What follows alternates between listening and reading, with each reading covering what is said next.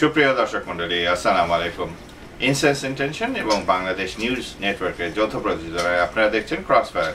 আমাদের সাথে আছেন বাংলাদেশ নিউজ নেটওয়ার্কের প্রধান জনাব কুদ্দুস খান। জনাব কুদ্দুস খান, অনেকদিন পরে আবারও আমরা বসেছি। সুপ্রিয় দর্শক মণ্ডলী, আপনাদের জন্য এক গুচ্ছ স্থানীয় সংবাদ সম্ভার নিয়ে উপস্থিত হয়েছেন আজকে জনাব কুদ্দুস খান। জনাব কুদ্দুস খান, আচ্ছা, প্রথম আমি একজনের কিছু কথাবার্তা জবাব দিই। ওনার নাম মাহবুব রেজা রহিম। এই জাতীয় নাম বাঙালিদের হয় না।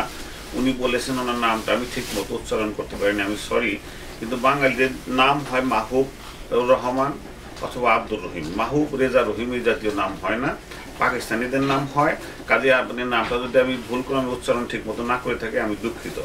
তো আমেরিকায় এসে আমরা অনেকেই পাকিস্তানি নাম নকল করছি বা ইংরেজি নাম নকল করছি। ইংরেজি নাম নকল করলে একটুখানি ইজি হতো আমার জন্য, কারণ ইংরেজির সাথে আমরা ইউজ টু।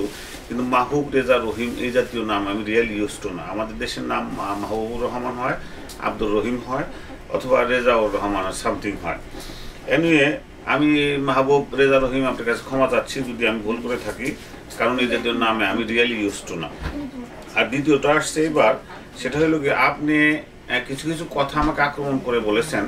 সেটা হলো কি আপনি নিজেই কিন্তু একটা হিপোক্রেটের মতো কথা বলছেন। সেটা হচ্ছে এই, আপনি বলছেন যে ফোয়ানা আপনারা চালাবেন, ফোয়ানা একটা বাই লজ আছে। আমি কনস্টিটিউশনটা দেখেছি, কনস্টিটিউশনটা আমি পর্যায়ক্রমে আমাদের মিডিয়াতে প্রচার করব। সেখানে বলা আছে একটা সংগঠন পরপর 3 বছর যেতে হবে, তাইলে সেই ফোয়ানা পাবে। কিন্তু আপনি সুস্পষ্টভাবে বলেছেন যে সংগঠনের চেয়ে ব্যক্তি আপনাকে প্রাধান্য দিয়েছেন। কারণ জাহিদ হোসেন পিন্টুকে আমরা যখন ফোয়ানা দিয়েছেন, জাহিদ হোসেন পিন্টু বাংলাদেশ একাডেমি হারিয়েছে, আবার পারফর্মিং আর্টও হারিয়েছে। তারপরে তাকে আপনারা ফোয়ানা দিয়েছেন, আপনি ব্যাখ্যা দিয়ে বলেছেন জাহিদ হোসেন পিন্টুকে আপনি চিনেন। আপনারা ব্যক্তিগত সংগঠন করেন, সেই সংগঠনের বাই লস চেঞ্জ করতে পারেন, এটা কোনো বেআইনি কথা না। কিন্তু যেটা বলেন সেটা করলে বোধহয় ভালো হয়। আমাদের কনস্টিটিউশনে ক্লিয়ার লেখা আছে যে কোনো সংগঠনকে দেবেন, সেখানে আপনি ব্যক্তিকে আবার প্রধানমন্ত্রী দিচ্ছেন। কাজেই দয়া করে জবাবটা দিন। আর দ্বিতীয় কথা, আপনি বলছেন যে ইন্টারনেট রেডিও আপনি দেখেন নাই। আমার বাবা কিন্তু গরুর গাড়িতে চলতেন। তা আপনি কি চান গরুর গাড়ির মধ্যে একটা মেশিন লাগিয়ে আমি গাড়ি না চালাই, আমি গাড়ি না চালিয়ে গরুর গাড়ির মধ্যে একটা মেশিন লাগিয়ে চালাই? এখন যুগ পরিবর্তিত হয়েছে। এক সময় রেডিও বলতে রেডিও বোঝাতো, এখন রেডিও কিন্তু অত্যন্ত জনপ্রিয় হয়েছে। আর আমাদের এই রেডিওতে যথেষ্ট জনপ্রিয় আপনি বলেছেন, স্বীকার করেছেন। কাজে আপনি গরুর গাড়িতে একটা মেশিন লাগিয়ে চালালে বোধ হয় বাপকে ফলো করা হবে, বাংলাদেশকে ফলো করা হবে। যুগ চেঞ্জ হচ্ছে, টেকনোলজি চেঞ্জ হচ্ছে, আমরা টেকনোলজি চেঞ্জের সাথে আছি। আরেকটা যেটা ইনভেস্টিগেটিভ জার্নালিজম সম্বন্ধে আপনার ধারণা সুস্পষ্ট নয় জনাব মাহবুব রেজা রহিম। কারণ ইনভেস্টিগেশন জার্নালিস্ট যারা, তারা নিজেরাই করে দেখে প্রমাণ করে যে এই জিনিসটা সত্য। আমি আপনাকে একটা বিখ্যাত ছবির নাম করেছি, সেই ছবিটা আলকাতরাজ রিডামশন বলে নাম ছিল। ছবিটা হয়েছিল সান ফ্রান্সিসকো, একটা জেলখানা ছিল, সেখানে মেয়েদের রেপ করা হতো, মেয়েদের অত্যাচার করতো, অন্যায় করা হতো। FBI এর একজন এজেন্ট সেই চরিত্রে অভিনয় করে সুজান স্যান্ডার্স অভিনয় করেছেন।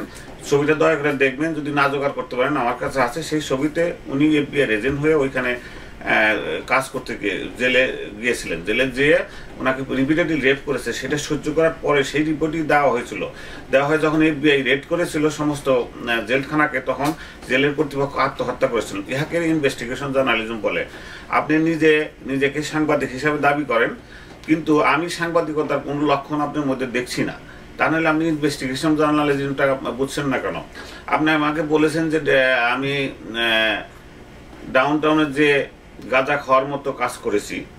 কথাটা আপনি খুব সুন্দর কথা বলেন, নিঃসন্দেহে এটা সত্যি। কিন্তু কথা বলার আগে আমার মনে হয় একটু ভদ্রতা, সভ্যতা, বিবর্জিত কথা না বলাই ভালো। আর দয়া করে সত্যের অপলাপ করবেন না। আপনারা ফোয়ানা করেন, ফোয়ানা আমাদের ব্যক্তিগত সম্পত্তি। ফোয়ানা কাল দ্বারা পরিচালিত হয়। আপনাদের যে ফোয়ানা, আপনারা যে কোনো সময় যে করতে পারেন, তাতে আপত্তি নাই। দয়া করে বাংলাদেশের নাম, বাংলার জনগণ, বাংলার সংস্কৃতি, এই কথাগুলো না বললেই তো হয়ে যায়। ব্যক্তিগত যে কেউ যে কিছু করতে পারে। আর আবারও বলছি, আপনারা ব্যক্তিকে যদি দেন কোনো আপত্তি নাই, দেন, কিন্তু শাসনতন্ত্রটা আপনার ফোয়ানা ওয়েবসাইটে সরিয়ে দেবেন। শাসনতন্ত্র আমার হাতে পড়ছে। আপনাদের ডক্টর নুরুন নবী ফোয়ানার মেন্টর শাসনতন্ত্রটি লিখেছেন, পড়েছেন। সেই সম্পূর্ণ টেপটা আমার কাছে আছে, আমি টেপটা পর্যায়ক্রমে চেপে দেবো। আজকে এই পর্যন্তই। আর আপনি বলেছেন যে আপনাকে টিকিট দিতে হবে লস অ্যাঞ্জেলেস আসতে, আমার সাথে বিতর্ক করতে। আপনি আসার দরকার নাই, আপনার পয়সা খরচ করার দরকার নাই। আমরা যেটা করব সেটা আপনি রেডিওতে আসেন, আমরা রেডিওতে আমাদের পয়সা আমি কানেকশন করে দেবো, আপনি আমার সাথে বিতর্ক করেন যদি সাহস থাকে, সত্য বলার সাহস থাকে, যদি সত্য কথা বলে অভ্যস্ত হয়ে থাকেন, দয়া করে আমাকে কল করবেন। আমার নাম্বার 5628794374।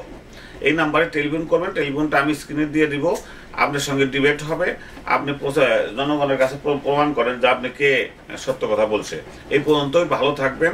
আর দয়া করে লস এঞ্জেলে আসলে প্রকাশ্যে ডিবেট করতে আসেন না কেন, পালিয়ে লুকিয়ে থাকেন কেন? বড় বড় হোটেলে লুকিয়ে থেকে যাওয়ার আগে স্টেটমেন্ট দেন ভিডিওতে, সেই স্টেটমেন্ট দেখে পরে আমাদের জবাব দিতে হয় কেন? দয়া করে আসেন, প্রকাশ্যে আসেন। প্রকাশ্যে লস এঞ্জেলেসের লিটল বাংলাদেশের ময়দান আপনার সাথে ডিবেট হবে, হাজার হাজার লোকের সামনে, মাইকের খরচ আমার, সমস্ত খরচ নিয়ে আপনাকে ডিবেট হবে, আমি প্রমাণ করবো কে সত্য কথা বলে। তো এই পর্যন্ত আজকের মতো, আপনি ভালো থাকেন। Thank you very much.